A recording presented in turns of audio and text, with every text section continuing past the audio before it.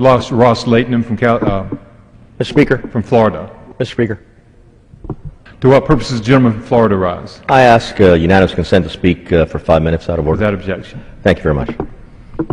Mr. Speaker, in recent weeks, we have seen the issue of the Western Sahara receive a great deal of coverage in the world press. Unfortunately, the press coverage has often been biased. In fact, I've seen cynical attempts at purposeful disinformation. I think it's important that we remember history. Let's not forget that while the Sahara was under Spanish colonial rule, only Morocco laid claim to that territory as its own. The Kingdom of Morocco repeatedly claimed the Western Sahara and demanded the end of Spanish colonial rule.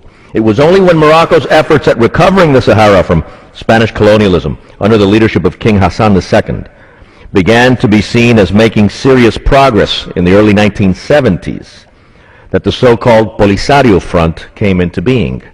Then, as now, the so-called Polisario group is financed by Algeria and is propped up by Castro's communist dictatorship in Cuba. Why is it important to understand this? Because in Morocco, our ally in North Africa in the struggle against international terrorism, the issue of the Sahara is the decisive issue. The reality of Moroccan sovereignty over the Sahara enjoys the support of the entire population of Morocco, including the Sahara itself.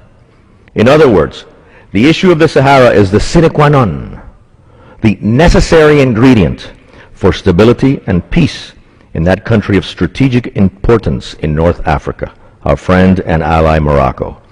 King Mohammed VI and his negotiating team have demonstrated great courage and patience in dealing with this critical issue so closely tied to the security of the entire region.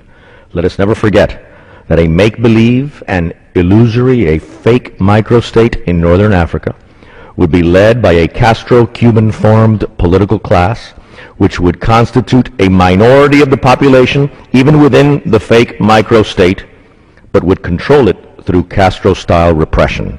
Let us never forget that such a microstate would serve as a focal point of regional instability and destabilization, as well as an exporter of terrorism.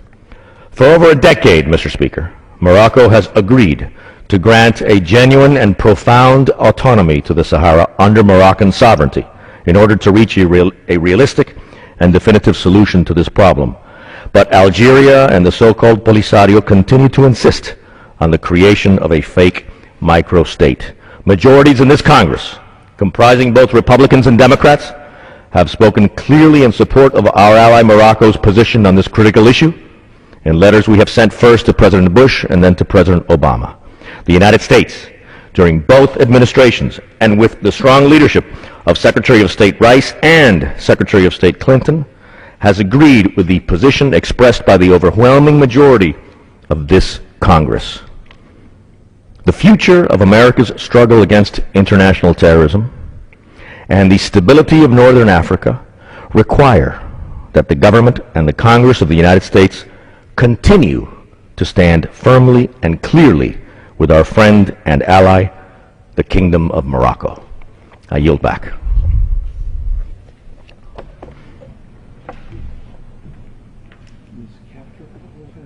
Ms.